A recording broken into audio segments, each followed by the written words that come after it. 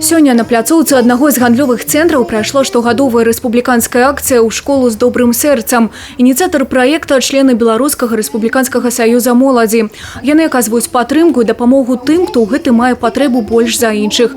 Так, адрасаты дабрачыннай акцыі шматдзетныя няпоўныя сем'і, дзеці з інтэрнатных устаноў, а таксама тыя, хто апынуўся ў цяжкай сітуацыі. Акция набирает свои обороты, и многие горожане Брещины, Брестской области, они сами звонят по телефону в пункты сбора и привозят те необходимые канцелярские принадлежности, которые, в принципе, ребятам к школе нужны. Поэтому данная акция уже стартовала у нас в городе Ганцевичи, в городе Пинске, Столин подключился, ну и другие районы потихонечку подключаются. Фломастеры, алоўкі, аркеафарбы, пластилин, шыткі можна пакінуць у спецыяльнай коробцы.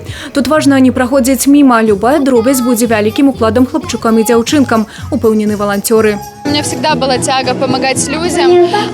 Мы с подругой создали свой волонтерский отряд, который помогает в большинстве своем детям. И, конечно, это важно поддерживать тех, кто в этом нуждается. Прыняць удзел у традыцыйнай жнівеньскай акцыі можа кожны. Збор школьных атрыбутаў будзе доўжыцца да 15 верасня.